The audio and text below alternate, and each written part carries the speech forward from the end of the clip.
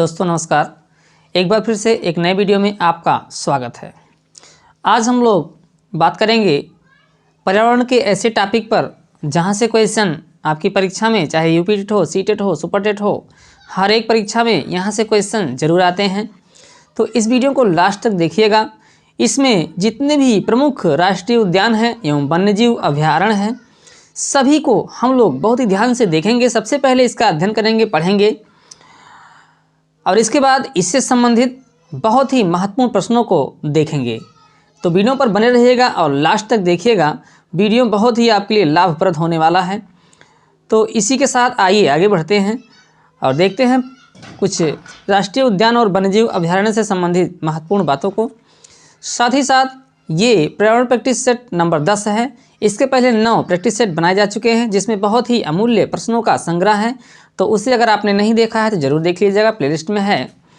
आइए आगे बढ़ते हैं और देखते हैं इसमें कुछ प्रमुख राष्ट्रीय उद्यानों को और जीव आरक्षित क्षेत्रों को।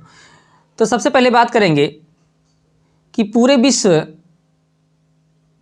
में जितने भी वन्य जीव हैं, जितने भी वन में रहने वाले जीव हैं, पूरे विश्व के वन्य जीवों का 5% वन्य जीव हमारे भारत में निवास करता है। जी हाँ, हमारे भारत में निवास करता है।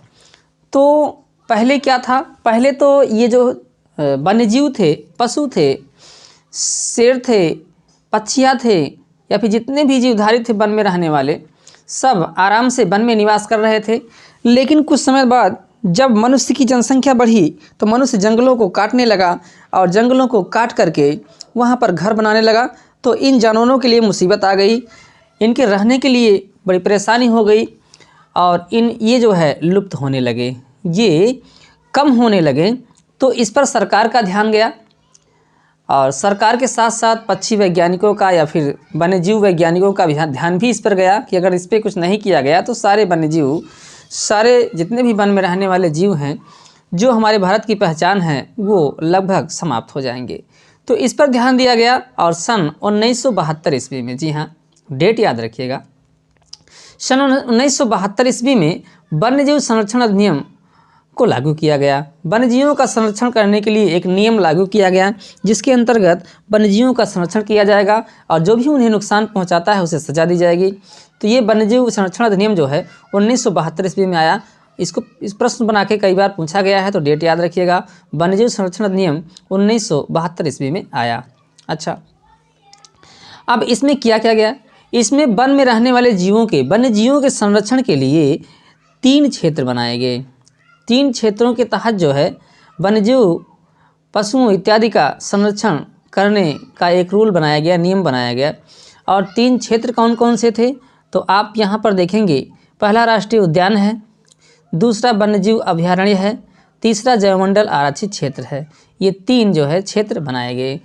तो बात करते हैं सबसे पहले राष्ट्रीय उद्यान की। इसकी संख्या जो है भारत में 105 है। जी हाँ, राष्ट्रीय उद्यान की संख्या जो है 105 है।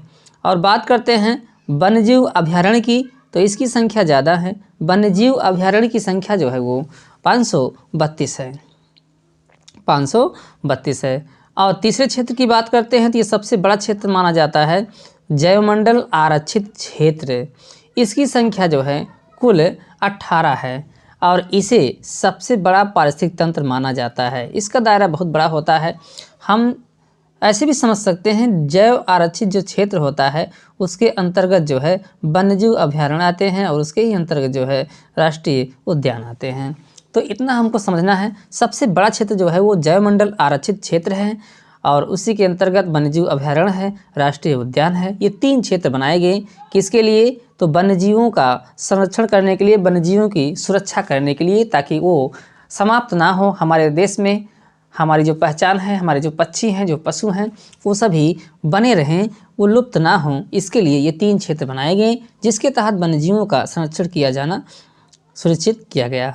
चलिए और आगे बढ़ते हैं, देखते हैं कि जैव आरक्षित क्षेत्र जो हैं वो कौन कौन से हैं, कहाँ कहाँ के हैं। तो आपके सामने दिखाई पड़ रहा होगा। इसमें जो सबसे पहला जैव आरक्षित क्षेत्र है वो है नीलगिरी क्षेत्र है। ये तमिलनाडु, कर्नाटक और केरल में फैला हुआ है।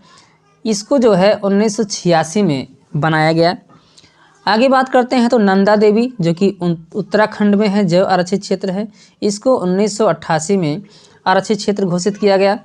और आगे बढ़ते हैं तो एक नोकरेक है, ये मेघालय में है। नोकरेक मेघालय में है, इसको भी 1988 ईस्वी में जो है जैव आरक्षित क्षेत्र बनाया गया। आगे बात करते हैं चौथे नंबर पर सुंदरबन है जो कि पश्चिम बंगाल में है। 1989 ईस्वी में इसको जैव आरक्षित क्षेत्र बनाया गया। तो डेट याद रखिएगा थोड़ा सा, और ख़ास करके इन जैव आरक्षित क्षेत्र हैं कहाँ उसको याद रखिएगा। तो पश्चिम बंगाल में है सुंदरबन। आगे बढ़ते हैं जो परीक्षाओं में बहुत पूछा गया है, मानस जो कि असम में है। इसको भी 1989 में जैव आरक्षित क्षेत्र बनाया गया। आगे बात करते हैं ग्रेट निकोबार, ये अंडमान और निकोबार द्वीप समूह में है। 1989 में ही इसको भी जैव आरक्षित क्षेत्र जो है वो बनाया गया। आगे है सिमलीपाल जो कि परीक्षा में बहुत पूछा जाता है, ये उड़ीसा में है। 1994 इसका जो है इसकी तिथि है। आगे बढ़ते हैं तो डिब्रू सैखोवा है, डिब्रू सैखोवा ये असम में है और इसको भी 1997 ईस्वी में जैव आरक्षित क्षेत्र बनाया गया है। आगे है दिहांग दिबांग, ये अरुणाचल प्रदेश में है। 1998 में इसको बनाया गया। गल्फ, इसके बाद 10 है गल्फ ऑफ मन्नार की खाड़ी, ये तमिलनाडु में है। 1998 में ही इसको भी जैव आरक्षित क्षेत्र घोषित किया गया। आगे है पंचमढ़ी, मध्य प्रदेश में है, एमपी, जिसको टाइगर स्टेट के नाम से जाना जाता है। 1999 में यह जैव आरक्षित क्षेत्र बना। आगे बात करते हैं कंचनजंगा जो कि सिक्किम में है। इसको सन 2000 में जो है जैव आरक्षित क्षेत्र जो है बनाया गया। आगे बढ़ते हैं तो 13वें नंबर पे है आपका अगस्तमलाई जो है वो कहाँ है, अगर इसकी बात करते हैं तो अगस्तमलाई केरल में है, तमिलनाडु में भी इसका क्षेत्र। तो सन 2001 में इसको जैव आरक्षित क्षेत्र घोषित किया गया। अचान कमार अमरकंटक एमपी में है 2005 में। ग्रेट रन ऑफ कच्छ जो कि कछुओं के लिए जाना जाता है, गुजरात, सन 2008 में। कोल्ड डिजर्ट हिमाचल प्रदेश में है, 2009 में इसको जैव आरक्षित क्षेत्र घोषित किया गया। और शेषाचलम है आंध्र प्रदेश में 2010 में। और पन्ना है एमपी में, मध्य प्रदेश में 2011 में इसको जैव आरक्षित क्षेत्र घोषित किया गया। तो कुल मिला के ये जो है 18 जैव आरक्षित क्षेत्र हैं जो कि आपके सामने हैं। इसको ज़रूर आप अध्ययन कर लीजिएगा, स्क्रीनशॉट इसका ले लीजिएगा वीडियो को पॉज करके, और सभी को 1-2 बार जरूर पढ़ लीजिएगा। ये 18 जैव आरक्षित क्षेत्र हैं, इनका दायरा बहुत बड़ा होता है। आगे बात करते हैं कुछ जीवों के संरक्षण अधिनियम की, तो ये भी बहुत इंपॉर्टेंट है आपके लिए, परीक्षा में कई बार पूछे गए हैं। इसमें है राष्ट्रीय बाघ संरक्षण अधिनियम। देखा गया कि बाघ भी जो है लुप्त होते चले जा रहे हैं, तो उनके स्पेशली बाघ संरक्षण के लिए अधिनियम बनाया गया। और इसका जो समय है वो 1973 ईस्वी में। जी हाँ, राष्ट्रीय बाघ संरक्षण अधिनियम जब लाया गया तो समय था 1973 ईस्वी। आगे है मगरमच्छ संरक्षण योजना। ये योजना मगरमच्छों को बचाने के लिए लाई गई, और ये योजना लाई गई सन 1974 ईस्वी में। और आगे है हाथी संरक्षण योजना। ये योजना 1992 ईस्वी में लाई गई हाथी के संरक्षण के लिए। और आगे है जो बहुत ही इम्पोर्टेंट है, इसको परीक्षा में कई बार पूछा गया है, गिद्ध संरक्षण योजना। सन 2006 में इसको लाया गया। आपने देखा होगा कि एक समय ऐसा आया था जहाँ उस समय जो है गिद्ध सभी अपने आप मरने शुरू हो गए थे, और गिद्ध की काफ़ी संख्या मर करके समाप्त हो गई है। तो ऐसे में गिद्ध को संरक्षण करने के लिए गिद्ध संरक्षण योजना लाई गई सन 2006 में। और यहाँ से काफ़ी क्वेश्चन पूछा जाता है कि गिद्ध के मरने का क्या रीज़न था, क्या कारण था। तो एक डाइक्लोफेनाक करके दवा आती है जो गायों को या दूध देने वाले पशुओं को दी जाती थी दूध बढ़ाने के लिए, दूध उत्पादन बढ़ाने के लिए। तो ये दवा जो है जब खाते थे जानवर, और जानवर जब कभी मर जाते थे तो उनके मांस को गिद्ध खाते थे, और इसी दवा की वजह से गिद्ध जो है मरते चले गए। तो कई बार क्वेश्चन पूछा गया गिद्धों को मरने किस दवा के कारण मरे हैं, या कैसे मरे, क्यों मरे हैं, क्या कारण हुआ। तो उसमें डाइक्लोफेनाक आप याद रखिएगा। डाइक्लोफेनाक दवा के यूज से ही गिद्धों का सफाया होना शुरू हो गया था, लगभग साफ हो गए थे। तो ऐसे में गिद्ध संरक्षण के लिए योजना लाई गई कितने में, सन 2006 में। चलिए आगे हैं डाल्फिन का संरक्षण करने के लिए डाल्फिन संरक्षण योजना 2009 में आई। देखा गया डॉल्फिन की संख्या भी काफ़ी कम हो रही है, तो इसको राष्ट्रीय जलीय जीव घोषित करके और डॉल्फिन संरक्षण योजना लाई गई सन 2009 में। तो ये 4 आपके बहुत ही इंपॉर्टेंट हैं, इसको ज़रूर याद रखिएगा। आगे कुछ छोटे छोटे पॉइंट हैं, ये क्वेश्चन कभी भी आपसे पूछे जा सकते हैं। क्या है भारत का प्रथम राष्ट्रीय उद्यान कौन सा है? ये सुपर टेट में आया हुआ क्वेश्चन है। तो जिम कॉर्बेट है। इसे पहले हेली राष्ट्रीय उद्यान के नाम से जाना जाता था, बाद में हेली राष्ट्रीय उद्यान का नाम बदल करके क्या रख दिया गया? Jim Corbett. तो ये भारत का प्रथम यानी पहला राष्ट्रीय उद्यान है। आगे है सर्वाधिक टाइगर रिजर्व वाला राज्य कौन सा है, यानी सबसे ज़्यादा टाइगर रिजर्व किस राज्य में है? तो वो है आपका एमपी यानी मध्य प्रदेश। आगे है सलीम अली को जाना जाता है किस नाम से? तो सलीम अली को बर्डमैन के नाम से जाना जाता है। इन्होंने ये पक्षी वैज्ञानिक हैं, इन्होंने पक्षियों के संरक्षण के लिए काफ़ी कुछ किया, बहुत कुछ किया, इसलिए इन्हें बर्डमैन के नाम से जाना जाता है। आगे है कैलाश सांखल को क्या जाना जाता है किस नाम से? तो कैलाश सांखल को टाइगर मैन के नाम से जाना जाता है, टाइगर मैन के नाम से कैलाश सांखल को जाना जाता है। चलिए आगे बढ़ते हैं, कुछ और जानकारी लेते हैं। तो आगे जो है आप एक लाइन और आपको मिलती है यहाँ पर बहुत ही इम्पोर्टेंट, वो लाइन है भारत का प्रथम तितली उद्यान। जी हाँ, भारत का प्रथम तितली उद्यान कहाँ है? तो बन्नरघट्टा उद्यान बेंगलुरु में है। इसको ध्यान रखिएगा, बहुत ही इम्पोर्टेंट है, ये आपके क्वेश्चन परीक्षा में आ सकता है, तो इसको याद रखिएगा। भारत का प्रथम तितली उद्यान बन्नरघट्टा उद्यान बेंगलुरु में है। चलिए आगे बढ़ते हैं, देखते हैं कुछ और पॉइंट। लेकिन जो है यहाँ हमने याद करने में आपको आसानी हो इसलिए इसको कई भागों में डिवाइड हमने कर दिया है, कई भागों में बांट दिया है और बांटा है अपने भारत देश के दिशा के आधार पर कि भारत देश के उत्तरी दिशा में कितने ऐसे उद्यान हैं या फिर आरक्षित क्षेत्र हैं, या दक्षिण में कितने हैं, उत्तर पूर्व में कितने हैं, इस प्रकार से हमने बांटा है। तो आप भी इस प्रकार से बांट के अध्ययन करिए तो हो सकता है आपको आसानी से याद हो सके। तो ये है आपका कुछ नाम।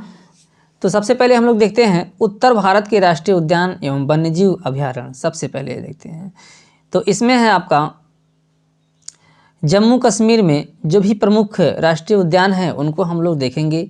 सबसे पहले हिमिस राष्ट्रीय उद्यान, फिर किश्तवाड़ है, फिर सलीम अली है, फिर दाची गांव है और देखिए फिर लिख दिया गया है, कोई बात नहीं, सलीम अली राष्ट्रीय उद्यान।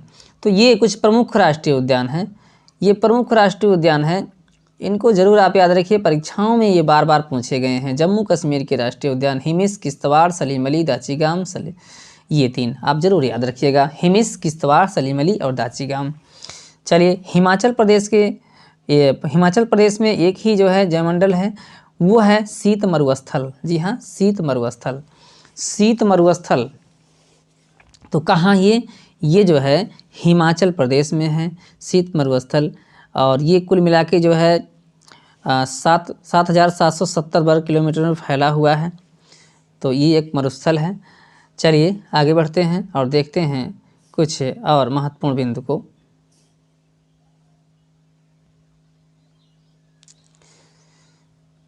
तो उत्तराखंड की बात करते हैं।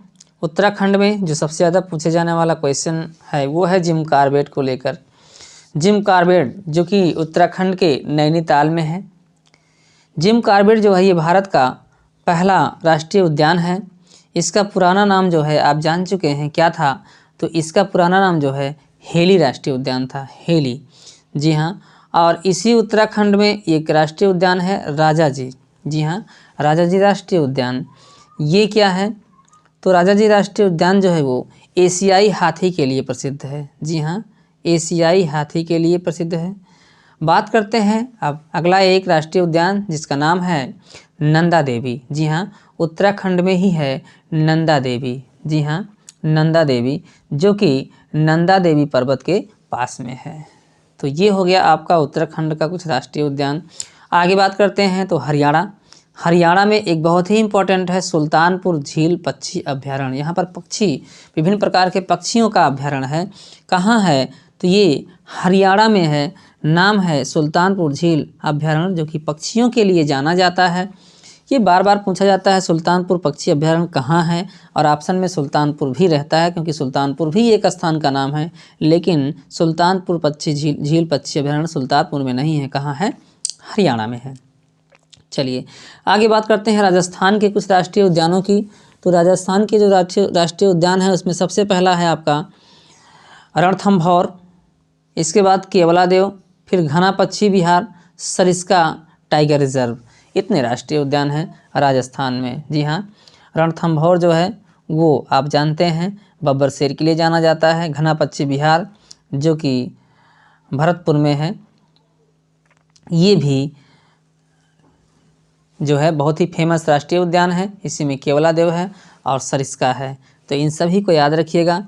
इसमें एक नाम नहीं लिखा है, केवलादेव नहीं लिखा है यहाँ पर, तो केवलादेव भी राष्ट्रीय उद्यान बहुत ही महत्वपूर्ण है राजस्थान का। इसमें रणथंभौर, केवलादेव, घना पक्षी विहार और सरिस्का टाइगर रिजर्व याद रखिएगा। चलिए आगे बढ़ते हैं और देखते हैं पश्चिम भारत के राष्ट्रीय उद्यान। इस तरह से हमने कैटेगराइज किया है, अलग किया है। तो ये है पश्चिम भारत के राष्ट्रीय उद्यान वन्यजीव अभयारण्य। इसमें सबसे पहले देखेंगे गुजरात के, जिसमें गिरिवन बहुत ही महत्वपूर्ण है। गुजरात का गिरिवन बहुत ही महत्वपूर्ण है क्योंकि यह बब्बर एशियाई शेर के लिए जाना जाता है। जी हाँ, गिरिवन में बब्बर एशियाई शेर पाए जाते हैं, इनके लिए फेमस है। आगे है कच्छ का रण। कच्छ का रण जो है वो जंगली गधों के लिए जाना जाता है। कच्छ का रण जो है वो जंगली गधों के लिए जाना जाता है। और यहीं पर है नल सरोवर पक्षी अभयारण्य।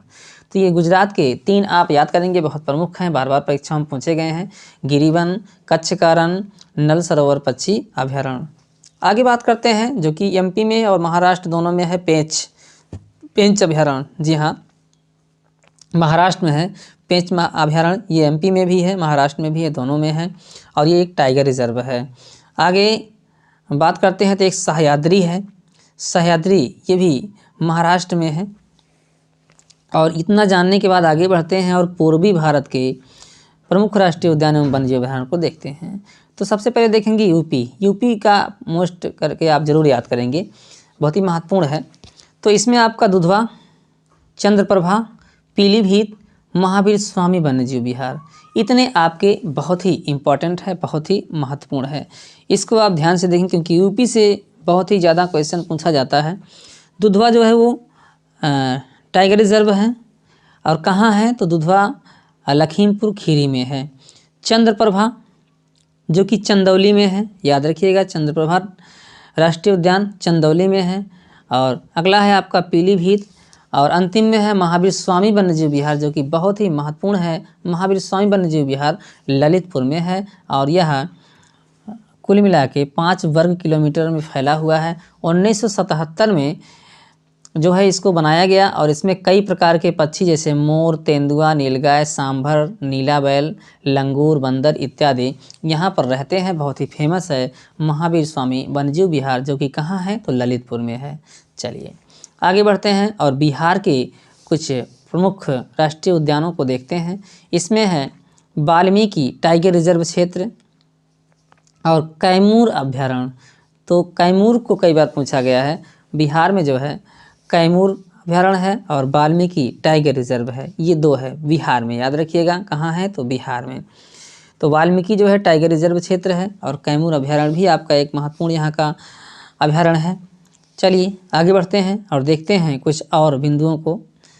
आगे बढ़ते हैं तो हम लोग देखेंगे पश्चिम बंगाल में जो है सुंदरवन बंगाल टाइगर के लिए प्रसिद्ध है, बहुत पूछा जाता है।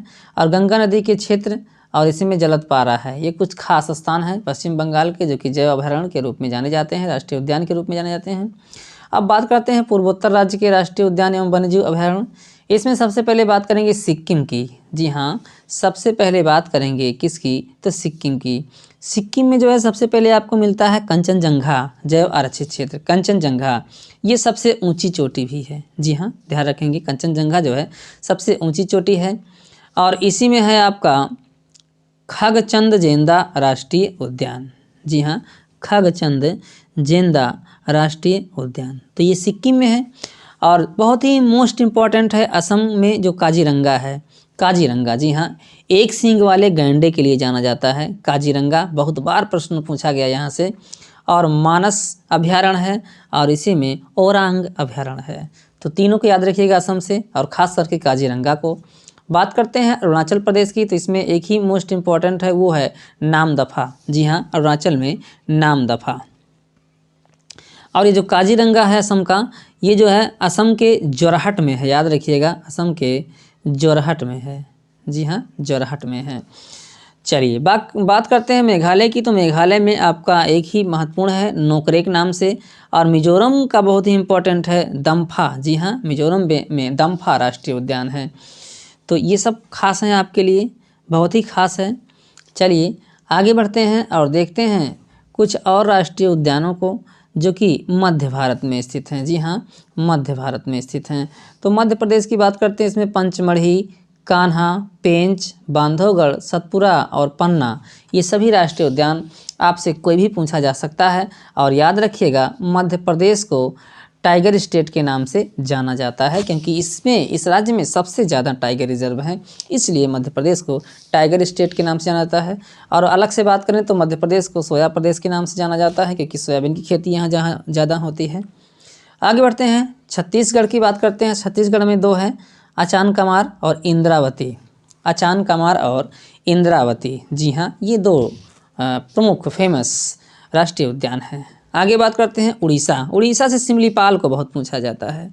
जी हाँ, उड़ीसा से सिमलीपाल को बहुत पूछा जाता है। सिमलीपाल के बाद जो है भीतरकनिका, चिल्का झील जो कि ताज़े पानी की झील के लिए प्रसिद्ध है, और सतकोसिया, ये सभी इम्पोर्टेंट हैं। तो सिमलीपाल, भीतरकनिका, चिल्का, सतकोसिया, ये सभी उड़ीसा में है, इसको आप जरूर याद रखेंगे। आगे बढ़ते हैं और दक्षिण भारत के राष्ट्रीय उद्यान एवं वन्यजीव अभयारण्य देखते हैं। इसमें सबसे पहले हम लोग देखेंगे आंध्र प्रदेश में कितने राष्ट्रीय उद्यान हैं। तो एक आपका बहुत ही इम्पोर्टेंट है, एक ही है प्रमुख, नागार्जुन सागर टाइगर के लिए जो जाना जाता है, नागार्जुन सागर टाइगर रिजर्व है। और आगे बात करते हैं दूसरे नंबर पर तमिलनाडु की। तो तमिलनाडु में जो है मन्नार की खाड़ी जो कि जैव विविधता के लिए जानी जाती है, और इंदिरा गांधी एक है, इंदिरा गांधी नाम से इंदिरा गांधी राष्ट्रीय उद्यान, वो भी आपका जाना जाता है। फिलहाल इसमें मन्नार की खाड़ी इम्पोर्टेंट है। और आगे बढ़ते हैं तो आगे केरल की बात करते हैं। केरल को बहुत पूछा जाता है इसके राष्ट्रीय उद्यानों को। केरल में पहला ही है पेरियार। जी हाँ, केरल का पहला राष्ट्रीय उद्यान पेरियार, जो कि केरल के इडुक्की में है। जी हाँ, केरल के इडुक्की में है, और यह हाथी के लिए जाना जाता है, जंगली हाथियों के लिए जाना जाता है। और एक यहाँ पर शांत घाटी है केरल में, बहुत इसको पूछा जाता है, जिसको साइलेंट वैली के नाम से जाना जाता है, शांत घाटी। बात करते हैं कर्नाटक की। कर्नाटक में एक बंदीपुर है, बहुत पूछा जाता है इसको। जी हाँ, कर्नाटक में बंदीपुर राष्ट्रीय अभयारण्य, और नीलगिरी, कद्रेमुख राष्ट्रीय उद्यान, तुंगभद्रा राष्ट्रीय उद्यान, बन्नरघट्टा राष्ट्रीय उद्यान, ये सभी कर्नाटक के प्रमुख है। लेकिन इसमें सबसे ज़्यादा प्रमुख है बंदीपुर, इसको IMP कर लीजिएगा, बहुत ही इंपॉर्टेंट है। आगे गोवा की बात करते हैं। तो गोवा में महावीर रिजर्व क्षेत्र है, महावीर रिजर्व क्षेत्र है। तो इस प्रकार इसमें जितने भी प्रमुख वन्यजीव अभयारण्य थे, राष्ट्रीय उद्यान थे, सबको हमने खंडों में करके देखा। इसको जो है आप एक बार नोट कर लीजिएगा अपने कॉपी में, जैसे हमने अलग अलग से लिखा है वैसे अलग अलग नोट कर लीजिएगा। ये सभी प्रमुख हैं, यहीं से क्वेश्चन पूछे जाते हैं। ज़रूरी नहीं है कि यहाँ पर ये जो 18 की बजाय 532 है या 105 है सभी को याद करें, हम उनको याद जरूर करें जो प्रमुख हैं, जो प्रश्नों में पूछे जाते हैं। और जिसको हमने यहाँ पर एक खंड ये बनाया, दूसरा खंड, तीसरा खंड, और इसके बाद चौथा खंड, पांचवा खंड, छठवां खंड, ये 6 खंडों में हमने जितने भी इम्पोर्टेंट राष्ट्रीय उद्यान थे या फिर वन्यजीव अभयारण्य थे, सबको हम लोगों ने देख लिया। अब आगे बढ़ेंगे हम, और आगे बढ़ करके देखेंगे कुछ बहुत ही महत्वपूर्ण प्रश्नों को। तो कुछ बहुत ही महत्वपूर्ण प्रश्नों को आइए देखते हैं, और हमारे बताने से पहले उन प्रश्नों को आप ज़रूर हल करिएगा, और देखिएगा आपको इसके पढ़ने के बाद उन प्रश्नों को हल करने में कितनी सहायता मिलती है। तो आइए आगे बढ़ते हैं, चलते हैं, देखते हैं कुछ प्रश्नों को। तो ये है आपका पहला क्वेश्चन, पूछा गया है गिर शेर परियोजना अवस्थित है, अर्थात गिर शेर परियोजना कहाँ स्थित है। तो गिर शेर परियोजना कहाँ स्थित है, इसको आपने पढ़ा था जो है क्वेश्चन में। इसके पहले हमने इसको बताया था कि गिर शेर परियोजना जो है वो गुजरात में स्थित है। गुजरात में गिर वन है जो कि शेरों के लिए जाना जाता है। तो आपका यहाँ पर ऑप्शन पहला सही हो जाएगा। और इसमें जितने भी क्वेश्चन हमने लिया है सब परीक्षा में आ चुके हैं, बहुत ही इंपॉर्टेंट क्वेश्चन है। तो वीडियो को लास्ट तक देखिएगा और सभी प्रश्नों को हमारे बताने से पहले ज़रूर हल करिएगा।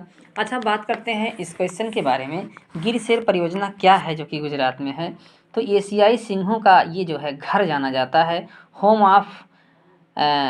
ऑफ एशियाटिक लायन के नाम से जाना जाता है इसे। यहाँ एशियाई सिंह पाए जाते हैं और इसे 1973 ईस्वी में राष्ट्रीय उद्यान घोषित किया गया और ये जो है केंद्र सरकार की मदद से प्रारंभ की गई। यह परियोजना गुजरात के जूनागढ़ जिले में स्थित है। यह एकमात्र ऐसा उद्यान है जहां एशियाई शेर पाए जाते हैं। तो गिर शेर परियोजना जो है वो एशियाई शेर के लिए जाना जाता है और बहुत ही महत्वपूर्ण है। चलिए आगे बढ़ते हैं और देखते हैं दूसरे क्वेश्चन को। तो ये रहा आपका दूसरा क्वेश्चन। दूसरे क्वेश्चन में पूछा गया है सरिस्का, जी हाँ, सरिस्का राष्ट्रीय उद्यान अवस्थित है, अर्थात सरिस्का राष्ट्रीय उद्यान कहाँ स्थित है। तो सरिस्का राष्ट्रीय उद्यान आपने अभी देखा था राजस्थान में है। तो इस प्रकार इस क्वेश्चन का ऑप्शन सी सही हो जाएगा। बात करते हैं कुछ इसके बारे में। तो सरिस्का राष्ट्रीय उद्यान राजस्थान के अलवर में स्थित है, अलवर जिला में स्थित है। इसे 1958 में वन्यजीव अभयारण्य के रूप में घोषित किया गया और 1979 में टाइगर रिजर्व के रूप में प्रोजेक्ट टाइगर में शामिल किया गया इसको। तो ये भी टाइगर के लिए जाना जाता है। सरिस्का राष्ट्रीय उद्यान कहाँ है, तो राजस्थान में। चलिए ये देखिए यूपी टेट फर्स्ट पेपर में 15 अक्टूबर सन 2017 की परीक्षा में आया हुआ है। चलिए आगे बढ़ते हैं, देखते हैं तीसरे क्वेश्चन को। तो ये रहा तीसरा क्वेश्चन। तीसरे क्वेश्चन में आपसे पूछा गया है भारत में प्रोजेक्ट टाइगर प्रारंभ किया गया। जी हाँ, भारत में प्रोजेक्ट टाइगर कब प्रारंभ किया गया। तभी आपको बताया गया था इसके बारे में कि प्रोजेक्ट टाइगर सन 1973 ईस्वी में प्रारंभ किया गया। तो इसका ऑप्शन बी सही हो जाएगा। और भारत के राष्ट्रीय पशु बाघ टाइगर के संरक्षण के लिए भारत सरकार ने सन 1973 में प्रोजेक्ट टाइगर शुरू किया था, सन 1973 में। और प्रोजेक्ट टाइगर पर्यावरण, वन एवं जलवायु परिवर्तन मंत्रालय द्वारा संचालित एक योजना है। यह उन राज्यों को सहायता प्रदान करता है जहां बाघ संरक्षण रिजर्व है। भारत में अभी 49 टाइगर रिजर्व हैं, जिसमें उत्तराखंड का राजाजी टाइगर रिजर्व 48वां तथा ओरेंग टाइगर रिजर्व 49वां है, जो कि असम में स्थित है। तो ये सभी बात जानने के बाद आगे बढ़ते हैं और देखते हैं अगले क्वेश्चन को। तो ये है आपका चौथा क्वेश्चन। ये भी बहुत महत्वपूर्ण है। पूछा गया है कि फूलों की घाटी अवस्थित है। फूलों की घाटी कहाँ स्थित है, ये आपसे पूछा गया है। तो फूलों की घाटी जो है वो उत्तराखंड में स्थित है। बहुत ही मोस्ट इम्पॉर्टेंट क्वेश्चन है ये, तो इसको जरूर याद रखिएगा। फूलों की घाटी कहाँ स्थित है, तो उत्तराखंड में स्थित है। फूलों की घाटी भारत का एक राष्ट्रीय उद्यान है जो कि उत्तराखंड के चमोली जिले के हिमालयी क्षेत्र में स्थित है। यूनेस्को ने इसे विश्व धरोहर स्थल घोषित कर दिया है। तो ये सभी याद रखिएगा, सन 2017 में पूछा गया क्वेश्चन है। आगे बढ़ते हैं, देखते हैं पांचवें क्वेश्चन को। तो ये रहा आपका पांचवा क्वेश्चन। इसमें क्या पूछा गया है, इसमें पूछा गया है गिरि वन्यजीव अभयारण्य निम्न में किस वन्यजीव का संरक्षण करता है, अर्थात गिरि वन्यजीव अभयारण्य में कौन से जीव रहते हैं। तभी आपने इसके पहले देख लिया था पहले क्वेश्चन में कि ये जो है जाना जाता है शेरों के लिए। जी हाँ, शेर के लिए। तो ऑप्शन इसका डी सही हो जाएगा, शेर। ये बहुत ही इंपॉर्टेंट क्वेश्चन ये भी है। एशियाई शेरों के लिए जाना जाता है गिरिवन को। आगे बढ़ते हैं, देखते हैं छठे क्वेश्चन को कि छठे क्वेश्चन में क्या पूछा गया है। तो ये रहा आपका छठा क्वेश्चन। छठे क्वेश्चन में पूछा गया है आपसे कि गिर राष्ट्रीय पार्क किस राज्य में स्थित है। गिरि राष्ट्रीय पार्क किस राज्य में स्थित है, ये आपसे पूछा गया है। तो इसका ऑप्शन बी सही हो जाएगा, गुजरात में। ये बहुत ही इंपॉर्टेंट है, इसलिए इसको शायद बार बार हम आपके सामने रिपीट कर दे रहे हैं। शायद ये क्वेश्चन आपसे पूछा गया है कि लेकिन किसी दूसरे रूप में। इसी क्वेश्चन को फिर पूछा गया है किसी दूसरे रूप में, लेकिन ऑप्शन वही से होगा। गिर राष्ट्रीय उद्यान कहाँ है, तो गुजरात में है। चलिए देखते हैं सातवें क्वेश्चन को।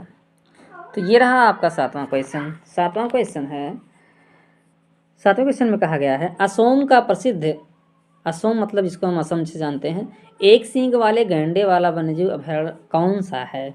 असोम में कौन सा ऐसा वन्यजीव अभयारण्य है जो एक सींग वाले गैंडे के लिए जाना जाता है। तो बहुत ही इम्पोर्टेंट है ये, आप जानते हैं काजीरंगा। जी हाँ, काजीरंगा ही एक ऐसा राष्ट्रीय उद्यान है जो एक सींग वाले गैंडे के लिए जाना जाता है, अर्थात ऑप्शन बी सही हो जाएगा।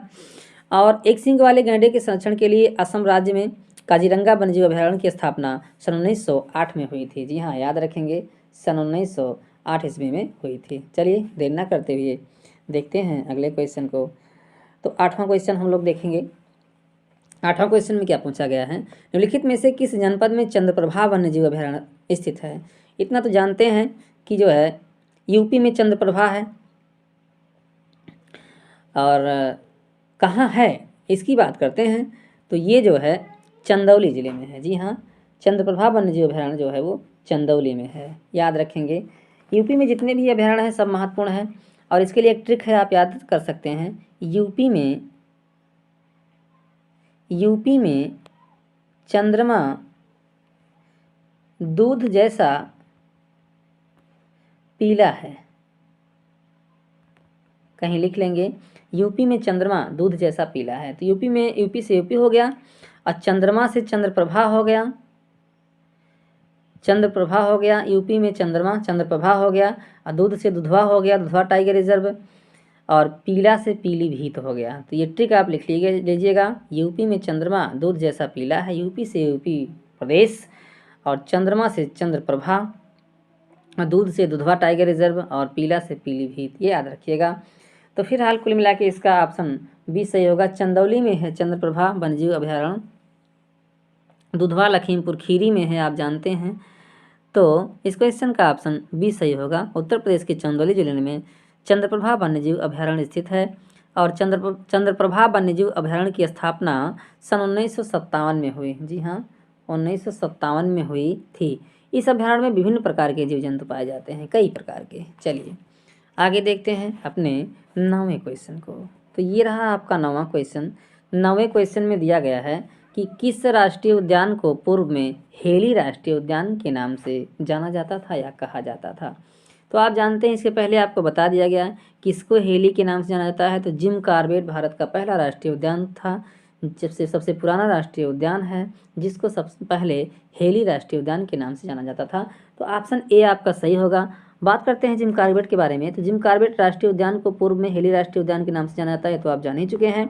इस उद्यान की स्थापना सन 1935 में हुई थी, याद रखिएगा, आपसे पूछा जा सकता है सन भी। सन 1935 ईस्वी में हुई थी, और 1947 ईस्वी में इसका नाम रामगंगा राष्ट्रीय उद्यान रखा गया था। जी हाँ, रामगंगा एक बार इसका नाम भी रखा गया था, और 1957 ईस्वी में इसे जिम कॉर्बेट राष्ट्रीय उद्यान के नाम से जाना गया। अर्थात आप जानते हैं इसका नाम समय समय पर बदलता रहा, कभी हेली तो कभी रामगंगा, और लास्ट में जिम कॉर्बेट। यह उद्यान वर्तमान में उत्तराखंड के नैनीताल में स्थित है। तो ये सभी जानते हुए आइए आगे बढ़ते हैं और देखते हैं अपने श्रृंखला का 10वां क्वेश्चन। तो ये रहा 10वां क्वेश्चन। 10वें क्वेश्चन में काजीरंगा राष्ट्रीय उद्यान प्रसिद्ध है किसके लिए? बाघ के लिए, भालू के लिए, एक सींग वाला गैंडा के लिए, या फिर हंगुल के लिए। तो आप जान ही चुके हैं कि काजीरंगा राष्ट्रीय उद्यान असम राज्य में स्थित है। यह उद्यान एक सींग वाले गैंडे के लिए प्रसिद्ध है। तो ऑप्शन इसका सी हो जाएगा सही, एक सींग वाले गैंडे के लिए। तो ये हो गया आपका 10वां क्वेश्चन। आगे बढ़ेंगे और देखेंगे अपनी श्रृंखला का 11वां क्वेश्चन कि 11वें क्वेश्चन में हमसे क्या पूछा गया है। तो ये रहा 11वां क्वेश्चन। 11वें क्वेश्चन में पूछा गया है कि कौन सा राज्य टाइगर स्टेट के नाम से जाना जाता है। देखिए, इसको बार बार हमने आपको बताया था कि कौन सा राज्य टाइगर स्टेट के नाम से जाना जाता है। तो आप जानते हैं कौन सा, तो ये है एमपी यानी मध्य प्रदेश। तो इस प्रकार 11वें का जो सही ऑप्शन होगा वो ऑप्शन डी सही हो जाएगा। मध्य प्रदेश को टाइगर स्टेट के नाम से जाना जाता है। चलिए आगे बढ़ते हैं, देखते हैं 12वें क्वेश्चन को। ये रहा 12वां क्वेश्चन। इसमें पूछा गया आपसे राजस्थान राज्य का पक्षी अभयारण्य किस जिले में स्थित है। राजस्थान का तो बहुत ही फेमस है। राजस्थान का कौन सा जिला? तो राजस्थान का जो है भरतपुर जिला है, जो कि राष्ट्रीय उद्यान के लिए फेमस है। तो राजस्थान राज्य का पक्षी अभयारण्य केवलादेव घना पक्षी विहार भरतपुर जिले में ही स्थित है। कौन कौन? केवलादेव घना पक्षी विहार और केवलादेव घना पक्षी विहार, ये जो है भरतपुर जिले में स्थित है। और बात करते हैं इसके बारे में। तो केवलादेव पक्षी विहार को 1971 में संरक्षित पक्षी विहार घोषित किया गया एवं 1975 में यूनेस्को द्वारा विश्व धरोहर घोषित किया गया। तो ये सब इंपॉर्टेंट है। इस क्वेश्चन का ऑप्शन सी सही होगा। आगे बढ़ते हैं और देखते हैं 13वें क्वेश्चन। ये रहा 13वां क्वेश्चन। इसमें भी आपसे एक बहुत ही इंपॉर्टेंट क्वेश्चन पूछा गया है डाचीगाम राष्ट्रीय उद्यान कहाँ है। जी हाँ, 13वें क्वेश्चन में आपसे पूछा गया है डाचीगाम राष्ट्रीय उद्यान कहाँ है। तो डाचीगाम राष्ट्रीय उद्यान जो है आपने इसके पहले पढ़ा जम्मू और कश्मीर में है। तो इस प्रकार आपका जो है ऑप्शन बी सही हो जाएगा। जम्मू एवं कश्मीर डासीगाम राष्ट्रीय उद्यान जम्मू कश्मीर के श्रीनगर जिले में स्थित है। इसकी स्थापना सन 1981 में हुई। तो श्रीनगर नाम याद रखिएगा, श्रीनगर में ही है क्या, तो डासीगाम राष्ट्रीय उद्यान। चलिए देर न करते हुए आगे बढ़ते हैं, देखते हैं अपने श्रृंखला का 14वां क्वेश्चन। तो ये रहा 14वां क्वेश्चन।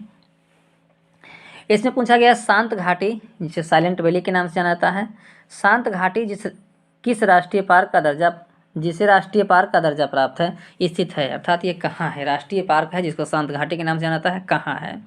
तो इसको तो आपने जान ही लिया होगा, इसके पहले हम लोगों ने इस पर विशेष चर्चा की थी। तो ये कहाँ है, ये जो है केरल में है। जी हाँ, ये केरल में है। तो ऑप्शन डी सही हो जाएगा। और बात करते हैं इसके बारे में कुछ और। तो ये जो है शांत घाटी दक्षिण भारत के केरल राज्य में स्थित है, या स्थल विविधता का प्रमुख स्थल हॉटस्पॉट है। इसे राष्ट्रीय पार्क का दर्जा प्राप्त है, ये सभी याद रखेंगे।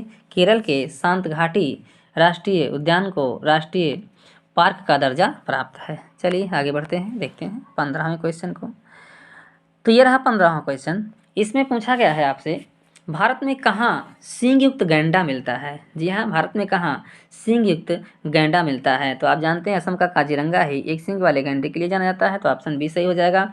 असम, भारत के असम राज्य में स्थित काजीरंगा अभयारण्य सींग युक्त गैंडे के लिए प्रसिद्ध है। तो बस आज इतना ही रहने देते हैं, वीडियो बहुत ज़्यादा लंबा हो जाएगा।